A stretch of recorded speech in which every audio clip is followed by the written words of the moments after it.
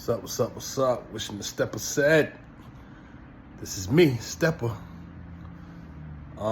This is something I wanted to talk about, man, that it's been weighing heavy on me ever since May of 2022. And that is the day I see my mother pass away. Well, my mother had a pacemaker. And she had the pacemaker for a couple years, and but she also was on had a crack addiction. So when she received the pacemaker, I was like, "Ma, you kind of gotta you can't be doing drugs if you got the pacemaker, and you know what I mean, because that cause your heart to race, and I'm pretty sure it causes a lot more complications than you have already." But yet, she said she wasn't, but, I knew she kind of was. I always could tell when she got high by the way she sounded over the phone, the way she looked when I seen her. She's been doing it most of my life that I can remember. So I used to know, but she's always say she wasn't, but we knew she was. So it became a point where she kept going back and forth to the monitor thing that monitor her pacemaker kept going off. And she had called me like, "Oh, I'm in the hospital again. I had to call the ambulance." And I was like, "Ma, what's going on?" She was like, "I don't know, this damn thing keep going off." And in my head, I knew that she was still, I was like, "Ma, is you still, getting high?" She was like, "No," but I knew that kind of was the reason why. But she was going back and forth for I don't know, maybe 3 weeks to a month. And then, I used to ask him about what's going on. He's like, "I don't know. They said I got some type of fluid in my lungs and this and this and that." So then this last time she went to the hospital, she was like, the doctors told me that they had to go in and do something with the pacemaker. She was having complications with it or something that they had to add to the, do something with the pacemaker. So I told my mother and them, I said, "Okay, well, after the surgery, just, give me a call, let me know she had a surgery, and I'll come up to the hospital." So I get the call, she's out of surgery. I go up to the hospital. So the doctor's in the room with my mother. So the doctor's talking, and my mother whispered to me. I thought she said I was crying. I said, "You was crying?" She was trying to say something. I was like, "Huh, Ma, what you saying?" She's like, "Let's wait till the doctors leave, I'm like, "Okay." So the doctors left out, and I was like, "Ma, what happened? What you saying?" She said, "They said I'm dying." I said, "Huh?" I thought they went inside and did what they had to do with the pacemaker. And she was like, "Well, they said that they couldn't, whatever they went in to do." I got the paperwork that explains exactly what it was, but whatever they went in to do, it didn't work. So basically they was like, they got to place her on the heart donor list to get a heart. But they was like, with her age, and then they found, crack in her system. So they put her way down at the bottom of the list because of, she's older and she was doing drugs. So, and I always asked the doctor, this is a good possibility she may get a heart. And it was like, basically they were trying to make it seem like it was a little hope, but I kind of knew that they were saying that they don't think, in so many words, they were saying that they don't believe she will get one, but they were trying to put it in a way where give us a little hope. So she's there, and she's in the hospital, and she's still in the hospital, and she's up talking and stuff, and asking me to bring her McDonald's and stuff. So as the days go by, and the thing that really bothered me about these fucking people is every time it seemed like a doctor came in that switch shift, a nurse or whatever came in, they always try to reiterate, looking at my mother, "You're dying. You're dying." And I said, but why y'all keep saying that to her like that? So one day I pulled the nurse out. I said, "Ma'am," I said, "y'all keep coming in here every fucking shift. Someone is coming in here telling my mother to her face, you're dying." Even though that might have been what it was, but you keep saying it and saying it. You're kind of, because once your mind accepts something, a lot of the times you kind of, could kill you, could accelerate the process because you already think, I'm dying. And I was so pissed off that they kept saying that shit to her. Cause man, you laying in the bed and you keep seeing the doctor come in your fucking face saying you're dying. You know what I mean? They were just so inconsiderate when it came. That's why I hate fucking St. Francis Hospital, man. I don't even know why I still go. Matter of fact, I'm done with St. fucking Francis. I'm done. Just remember, they just kept saying it. So as time went on in the hospital, you know, we go up there visiting her. We already know what's going on. So then they took her out, put her inside like a rehabilitation place, like or something like that. And they just had her there. They was like, well, they could do something where they could rig some type of device in her that it's a lot of upkeep, like you know, it was a lot of I forgot what it was. Some device that she could have at home and it could extend her life, but it'll be like it's a lot of upkeep with it. There's a lot of it was like a tube would be hanging out of her, and it was almost like she didn't want that. She said, nope, I don't want nothing. It is what it is. I don't know what it is when people are on their deathbed. You know, me, you know, a lot of people, I'd be thinking in that state, they'd be bugging out like, oh my God, I'm dying. But I done seen a few people, you know, on their deathbed, and it's kind of like an acceptance that I just seen. My uncle was my my best friend's uncle, but I consider him my uncle too.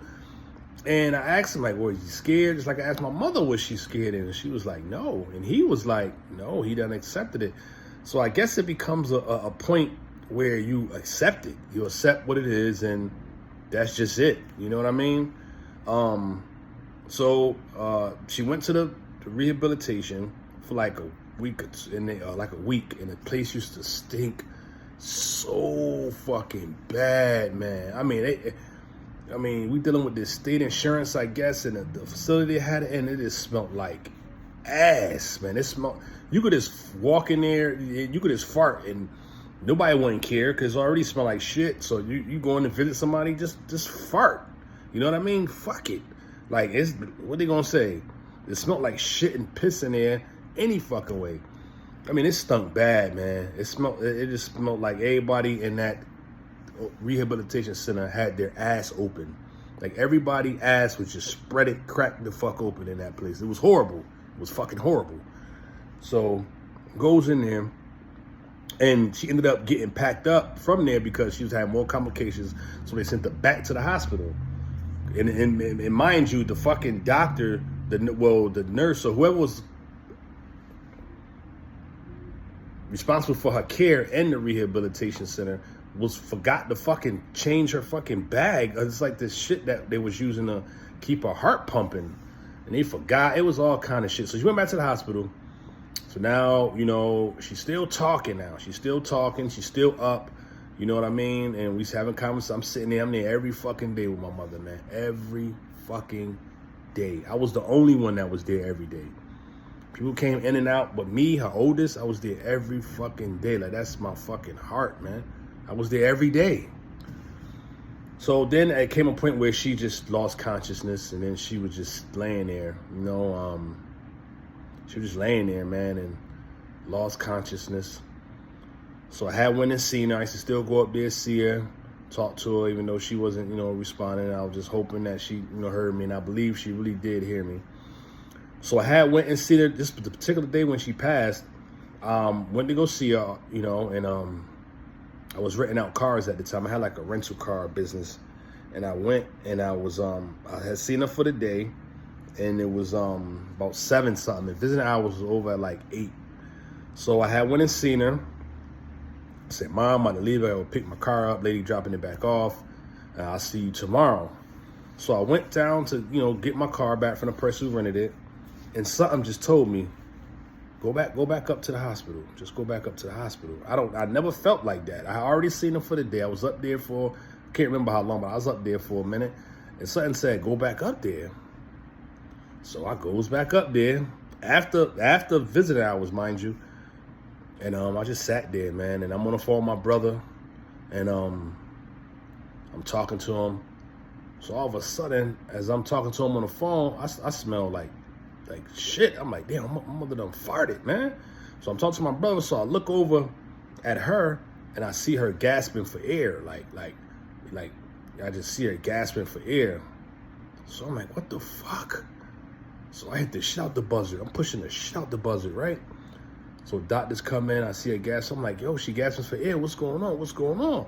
But they're not saying nothing. So she gasping.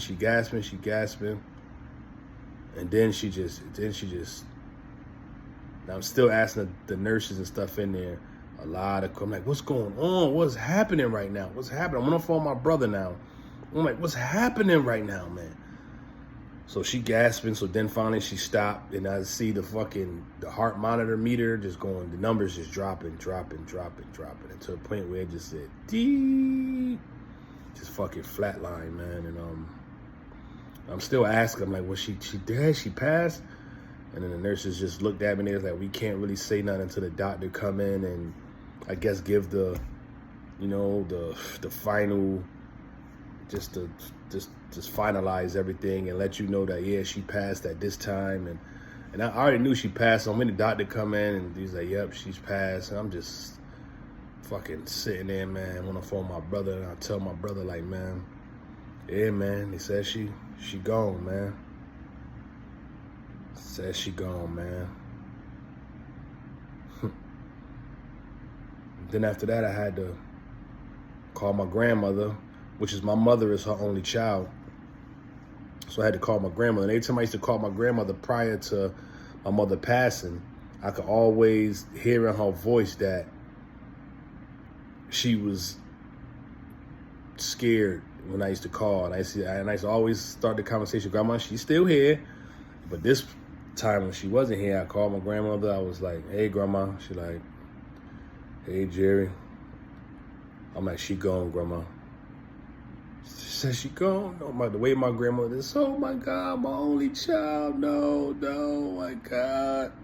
Not my only child, oh my God. And she just broke down, man. And I'm just holding the phone. I'm like, I know, Grandma, man. She's gone. She's gone. And then 6 months later, my grandmother left. She died. Mother died in May. My grandmother died in November.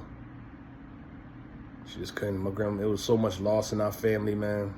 It's crazy. And I wanted to get that out because the time here on our earth, man, is so short. It's so short, man. Extremely short. And for us to hold grudges, not live our life, worrying about small, frivolous things, or even worrying about, I know some things is, it's kind of hard not to worry about it, but this life here is just so fucking short, man. Just seeing my mother pass away right before my eyes, I don't even know how to I don't even think I've truly grieved it yet. Like, I haven't like broken down or anything. Maybe I might not break down. And I felt kind of wrong for not breaking down, because some people lose their moms and they kind of lose their mind. I'm kind of still pushing along. I mean, it hurts. It really do hurt. But if you have any grudges you holding against your mom, your loved one, just patch it up. Just patch it up. Even if it still don't go the way that you believe it should go, after you talk to her and reach out to try to patch it up, just know that you did what you felt was right, so you won't live with that on your conscience just in case something happened. Because we don't know the day. We don't know the day. People die all the time, man, and we just don't know the day or the hour or the minute or nothing. So patch it up if you can, man. So I know my sister, my brother, I know they got a lot of things that they feel they hurt by, because a lot of things that they've done, and I'm not innocent, I've done my things to my mom too, but nothing to the level of disrespect that I've seen from them. But I think about the things that I done said to her before and all this stuff, and I regret it. I'm just telling you this just to say, man, patch it up, man. Reach out. Tell them how much you love them. Tell them how much you love them. Tell him. My mother knew she was gonna pass because she started doing things like leaving her house door open. This was before any of the doctors saying that she was gonna die. She just always used to leave her house door unlocked. I asked her, I said, "Mom, why you leave?" She said, "Just in case something happened to me, I could get in here and this and that," because she lived by herself. So, like I'm saying, man, cherish your loved ones. Cherish them. She ain't no joke out here, man. Blink of an eye, they could be taken from you. I mean, death is death. We all gotta go through it. But let's stay together, man. Let's stay strong. Let's spread love. Let's spread love. That's what's missing a lot in this world. We need a lot of love injected. We need a Cupid to shoot the shit out them goddamn arrows. All of us need to get hit with some fucking arrows, man. I mean, fuck a bow and arrow. Motherfucking Cupid need to have a goddamn machine gun and just shooting us with love, man, because we need it. We need it. So, patch those relationships up. Live your life. And love one another. This Step Aside. I'm out. Love y'all. Peace.